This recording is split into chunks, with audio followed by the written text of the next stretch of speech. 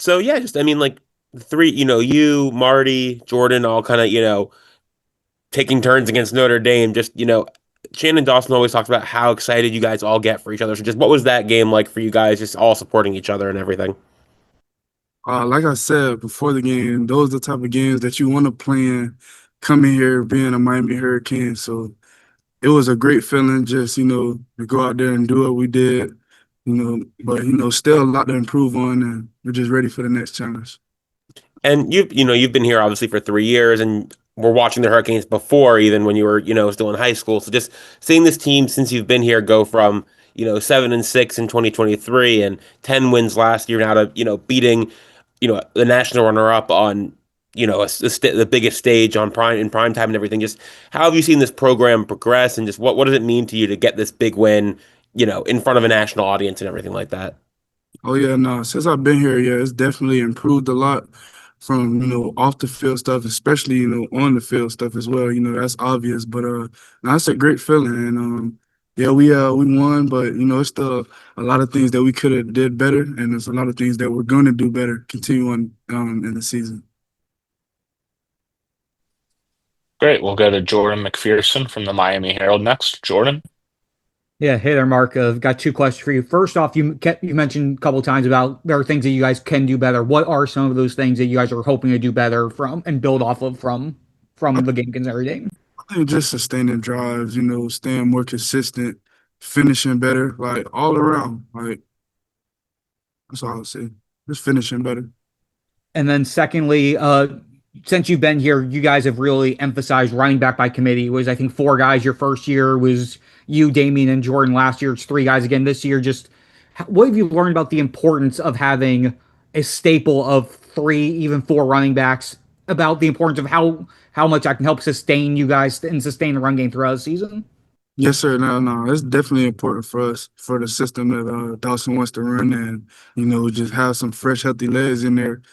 Get them defenses real tired. We have guys who could just go in there and produce the same results. That's what you want. So that's what we want to do over here. Awesome. We'll go over to Matt Shadell from Kane Sport. Matt. Hey, Mark. I know it's sort of early, but do you have a sense yet for what this offense's identity is? I guess it might be not just like a power run game, but it might have a whole bunch of different things that are your identity. What would you sort of describe as what you think the offense's identity is right now? Um, right now, I'll just say we're a bunch of playmakers. Starts off with that O line. Very physical, very violent, and those guys chase the ball well. So it definitely starts up front. But as you can see, we got some playmakers in that receiving room as well. We got some running backs who run hard, run physical. So man, we just some playmakers. We just got to just continue on getting better. Awesome. We'll go back over to Jordan McPherson. Jordan. Yeah, hey again, Marco. Wanted to ask you about Malachi Tony. Obviously, you guys were teammates back in high school, and you saw what he was able to do on Sunday. Just what was it like watching? Again, 17, he came in a year early, and to see him do what he did against Notre Dame on the biggest stage in his first career game at UM? Yeah, not surprised. Not even a little bit. Like not surprised. Not even like a little bit. Like he's great. He's consistent. Very mature for his age. Loves the work, and that's not the only thing you guys are going to see. He's going to do a lot more this year. Awesome. We'll go back to Adam Lichtenstein. Adam. Hey again. So what's it like for you to run behind this O line? I mean, it just seems like there were some plays where they were clearing out so much space for you. Like, how effective and how much of a privilege is it to kind of play behind this O line? Yeah, no, I tell those guys all the time, like, man, I really appreciate y'all, really love y'all. Like, you don't have no great running back without a great line. So it always starts up front. And those guys, they make me look good. Awesome. We'll go to Brandon Adoy from Football Hotbed. Go ahead, Brandon. Mark, what's going on, man? I think you know Carter. Did you play with Carter at Plantation? He was a pound above me. Okay. Yeah, Yeah. yeah, but I knew him. I knew him then. Yeah, it was still cool. What are your reflections on what he did? Obviously, you've known him for many years, and he's been a big time kicker from that level. I mean, nationally people don't know, but around here since he was a kid, he's always been one of the top guys. What have you talked to him? Yeah. What reflections with that and what he was able to do? Man, that was a big time field goal. We put up big field goals and, especially that one to put us ahead. But that's just a great feeling seeing somebody that, I knew when we were kids and we at this great big university together, still balling with each other. So it was just a great feeling. And yeah, we talked after that and we were just like, we got class together. We probably gonna talk about it in class today. But yeah, no, it was just a great feeling to be there with my brother. All right, we'll start with Christopher Stock. Go ahead, Chris. Hey, Akheem. Coach has obviously talked about your leadership and things like that. Can you provide a little bit of examples of kind of what you're doing, and maybe Akheem, what's maybe different? What are you doing that's maybe a little bit different than what you've done in the past? So leadership wise, it was mainly during the off season. We had a bunch of new guys come in, join the team, and things like that. I wanted to so I wanted to establish our culture into them and also just better our culture for the guys who've been here before. And then I just like to bring guys together, you know, we do workouts on our off time or bring guys in for dinner, get to know guys. Cause like if you don't know the person beside you, it doesn't mean as much as someone you know. Like you're gonna fight for somebody that you know and you know well. And then as we went into fall camp, it was just trying to lead by example. And then just, help the young guys come in and just try to make a difference for the young guys. Great. We'll go to Matt Shadell from Kane Sport. Matt. Hey, Akheem, that was a great answer. Maybe you can give a good answer for this also, because Coach Heatherman mentioned yesterday how the Notre Dame quick game, you didn't really get to see your guys' pass rush, and when they finally were in that passing situation at the end, I mean, it was insane. just with you and Ruben even. Do you think it's going to be really difficult for opposing offenses to deal with you guys if other teams do fall behind, do get in those passing situations? Is it going to keep looking like what it did at the end of that Notre Dame game?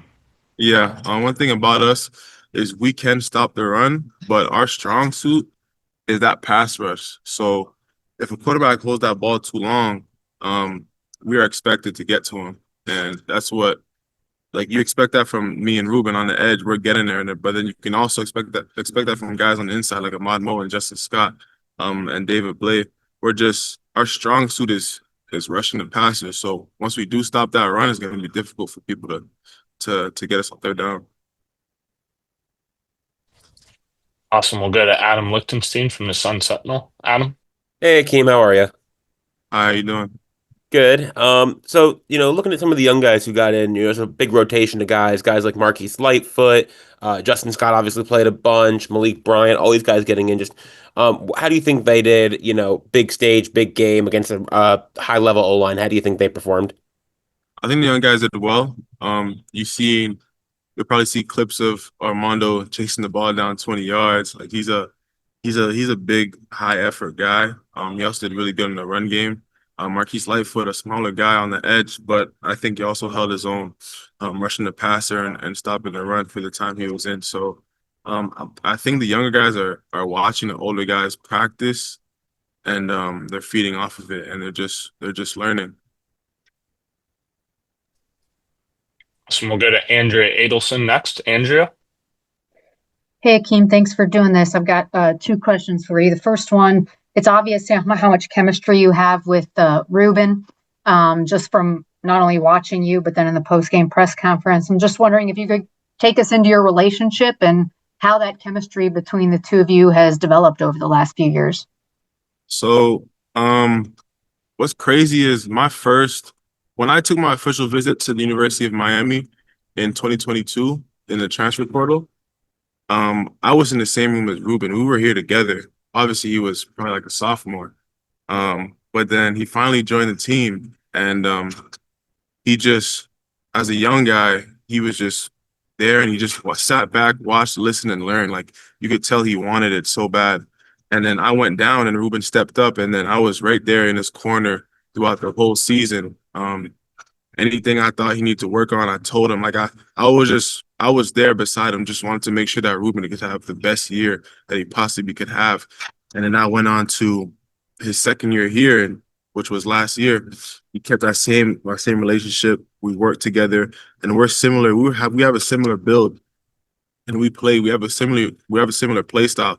So when it comes to watching film, we can relate to each other. We move very similarly. We use the same pass rush moves in the run game. We use the same. We do a lot of the same things. So when we're watching film, it's easy for us to connect, and then which leads to this year, us working together after practice, before practice, in the off season, watching film together, studying each other, and then ultimately competing against each other on the field. It's always a race to the quarterback with me and Ruben. So yeah, that's what it is.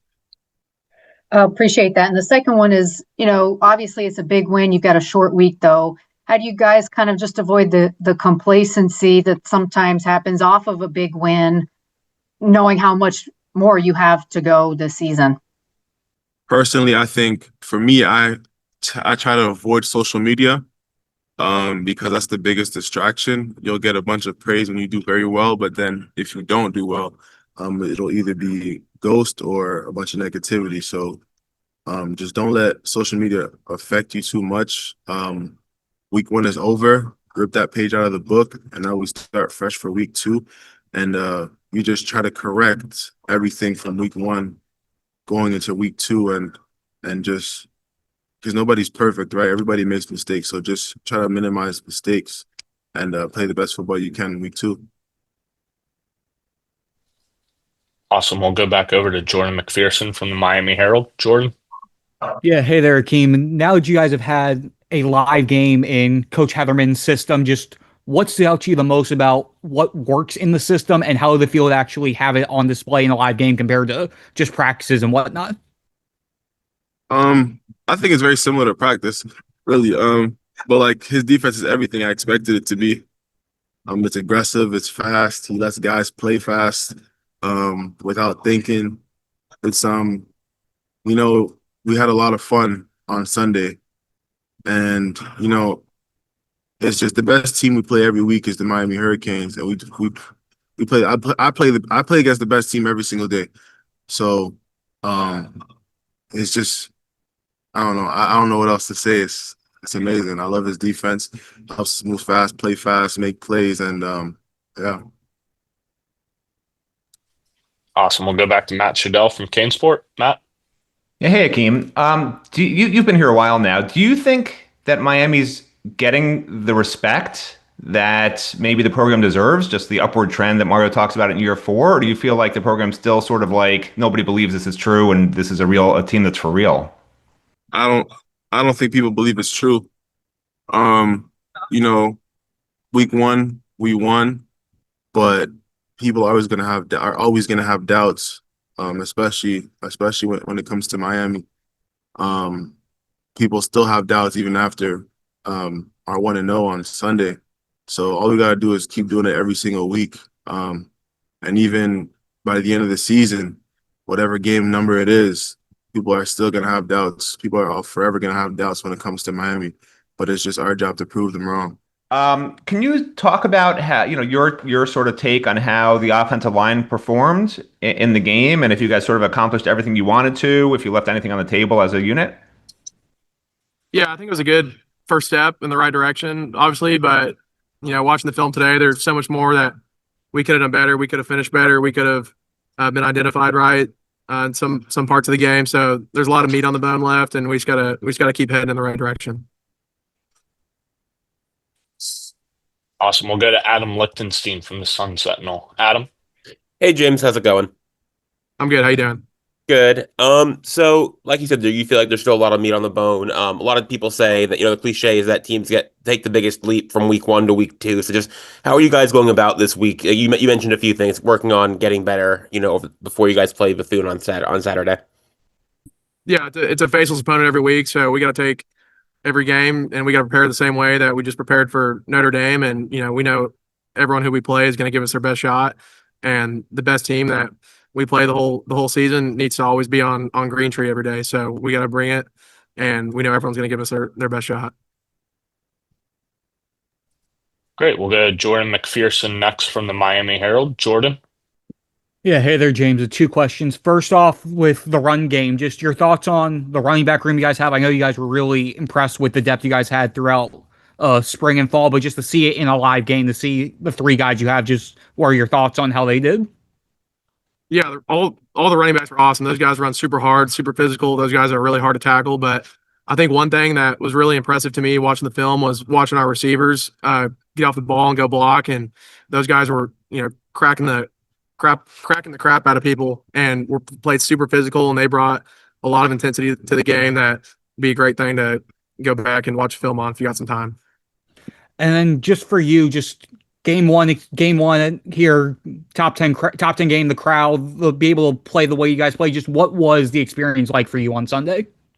Yeah, it was awesome. That was my first game to experience in Hard Rock, and it was incredible. The atmosphere was awesome. Shout out to the fans for bringing that intensity and made it a really hostile environment for our opponent. And we need to do that the whole season because it's a tremendous advantage for our team. Awesome. We'll go to Andrea Adelson. Andrea. Can you hear me? Yes. Okay. Loud and clear.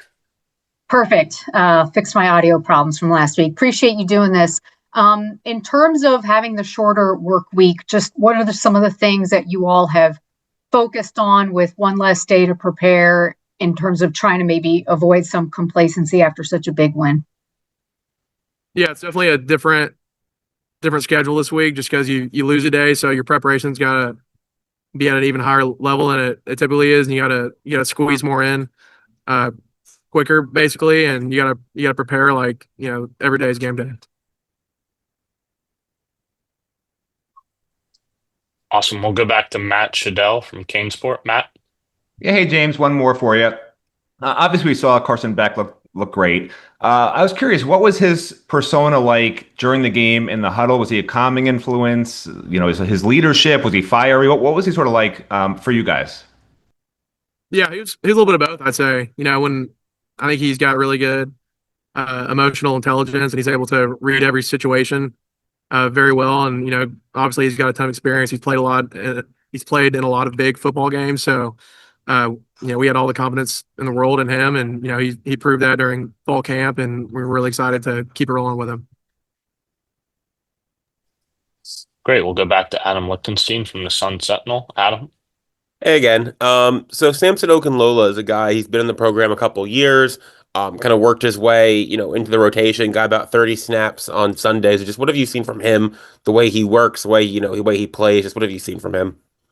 Yeah, I always think he's done a really good job of being seen and not heard. Some people are the other way around, where they like to, talk a lot and then not back it up with the work. But he's awesome. He played his butt off. He played with an edge on Sunday, and he played with a lot of passion and emotion, and it showed up on film. And the sky's the limit for that guy, and he's going to continue to get better as well as the rest of us are. What's up, Carter? So I was just talking to Mark. Obviously you guys have known each other for a long time, and I don't think a lot of people know you've been one of the top kickers down here, and you mentioned Andy in the post game, and then you kind of came behind him. But I was more curious. My first question to you is, can you tell us your journey, like leaving Western, then going to JUCO, FAU, those years? You had some struggles there. You know what I mean? You talked about the operation, the special teams operation. Many people don't know, the complications there. But can you kind of just go through your journey as quickly as you can to kind of what got you here to Miami? Yeah. So out of high school, it was COVID because I graduated in 21. And then the only option for me was JUCO because all the schools had people coming back and everything like that. So I went JUCO, and we had a great year in the JUCO world, which we went to the national championship, won, which was great. And then I basically got a reach out from Coach Lunsford at FAU, who's now at Auburn. But he basically was like, yeah, we see you have good talent, like come in as a punter and kickoff guy. So I went and did that. And then in that off season, I told him, I'm like, hey, I'm also a kicker. So like, if I could try to stick to kicking, that would be like beneficial to me, I think, in the team. And then I kind of just took off with kickoffs. and I battled for the field goal job, but I mean, not everything goes the right like your way, so that happens. And then I transferred to Iowa State, and I didn't win that job, and they just told me like, I mean, you can stay, but you won't play. So I obviously wanted to keep playing, so I came back to FAU, kicked off, did a little bit of field goals, did the long field goals, and then after that season, that coaching staff was released from that team, so I didn't want to stick at FAU for another year with a whole new coaching staff again. So I was like, if I'm going to get a new coaching staff, I'm going to see what's out there in the portal. And then I ended up here. One more question, if I could, James. But so one thing that I noticed during your FAU years, and which is kind of different for you, having known you for a while, it was like a confidence thing you didn't really have. But now that's like back. Like, how confident were you when you knew the game was on the line and, you know, you got a long one, but, you know, this is it. If you don't make this kick, it could potentially go to OT, and then who knows what happens. Like, just describe your journey to like now feeling, you know, back to your old self and all of that kind of stuff. And what did it take to get you there? And especially after some of the struggles at FAU with, like, you know, the long kicks and not getting a chance to consistently be the guy kicking field goals. I'd say, like, the confidence wise is I know since I'm now the guy, I know the whole team's behind me. It's not like, oh, this is just a guy that has a big leg, throw him out there, see if he makes it. Now it's, we trust this kid, like he has the potential to be great, so let him go be great. And I feel it every day. Like, there's just so much love in this facility, in our operation and everything. Like, we trust each other completely, like 110%. There's never really any breach of trust, which I love because I don't have to worry about anything. All I worry about is my process is up to the kick, and it's once I hit it, then I'm back to going back to normal and thanking the guys for doing their job and everything like that. Okay, thanks, Matt. Awesome. Next, we'll go to Peter Rees from Canes Insight. Go ahead, Pete. Carter, I just got to say that the pigskin sounds a little bit different coming off your boot. In terms of the leg strength, has that always been there? Is that something you've worked on in the weight room? Just talk about that a little bit. I mean, I kind of grew into it like the end of my high school career, like junior, senior year. I kind of started developing better into like the power side and everything like that, which I don't know the workouts I did, I'll be honest, but it was more of just like everything started clicking and everything. So I just tried to use my power, and then all I had to do after that was get consistent. Awesome. We'll go to Adam Lichtenstein from the Sun Sentinel. Adam. Hey, Carter, how are you? Good, how are you? Good. So just what have the last 48 hours been like for you? I mean, I'm sure your phone blew up. I'm sure, social media blew up. Just what's this all been like for you, this whole experience? You kicked this huge field goal, probably one of the biggest of your life. Like, what's it been like for you? I mean, I'm not a big social media person.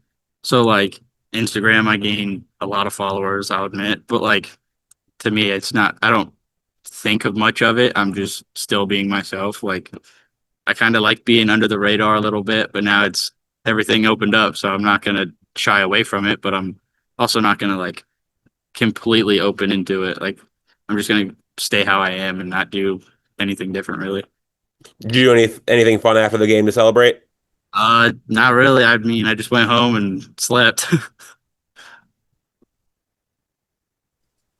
Awesome. We'll go to Matt Shadell from Kane Sport. Matt. Yeah, hey, congrats on the big kick. I think after the game you mentioned your process. You just did your normal process. Can you walk me through that or walk us through that? What do you do to sort of calm yourself in those crazy situations and make sure you make those kicks? I mean, on the sideline, our snapper Adam and Dylan, they both they snap and hold on the sideline. So I'm just watching them do their processes of getting mentally ready. And all I'm thinking the whole time is just my same process over and over. Like pick a target, stay on your line, take a deep breath, and then nod when you're ready. And then basically everything goes from there. Yeah. So when you pick your target, are you like picking a fan in the stands to aim at, or what are you doing? I pick something stationary that's going to be stationary for probably infinite time, because if I pick a person and they move around or they move left and I look back at it when I'm in the back of my stance and I'm like, wait, where'd it go? Then it's pretty bad. But I try to pick like lettering on the wall or something very tiny, because you aim small, miss small. So do you remember what exactly you found that you for that particular angle and that particular kick that was the game winner? There was a camera so there's a clump of cameras. There's like 6, and then there's one maybe 2 feet to the left, and it was a little bigger, but I aimed for basically the little supporting feature of the camera. All right, we'll make sure that camera stays there forever. Awesome. We'll head over to Giselle from NBC. Go ahead, Giselle. Hey, Carter, after the game, you said that you hadn't gotten a chance to talk to your parents and your family. What did they tell you? And what were some of the things that, just some of your friends have been able to tell you after that game winning kick? My dad, he said I was probably gonna have to go find him and pick him up off the floor because he was probably about to die from a heart attack. My mom was just ecstatic. My brother that was there, he's like, I never had a doubt. I knew it. And then, I mean, I had family friends there, and they were just like, I didn't expect it. Like that's very impressive. And then I had a couple friends that came to root for Notre Dame, but afterwards I was like, so you're Miami fans now? And I got a couple videos from them and their perspectives, and they were just like, their whole crowd kind of like deflated after that kick, which was great. Perfect. Thank you. Go back to Peter Ariz. Pete.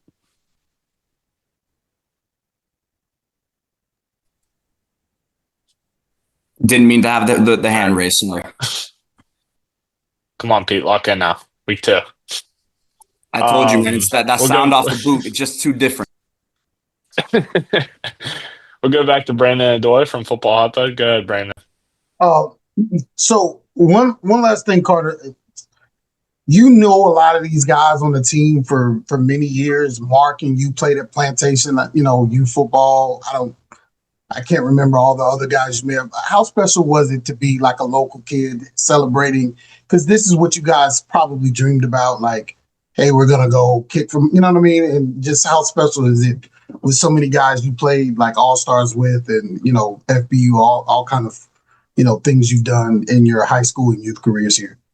It's kind of surreal, like knowing that you're able to, like, the people you grew up with, like basically rooting for when they're on the field, and even when you're on the field, they're rooting for you. Like, it's kind of surreal, the fact that like I grew up with, I mean, Mark and with Damari since we were like 7 or 8. Like, we've been together for a while now, but it's kind of just amazing to know that I've known them for as long as they know me, like known me, and it's just surreal. Like, just having it's a family at that point. Like, we're kind of stuck together for life now.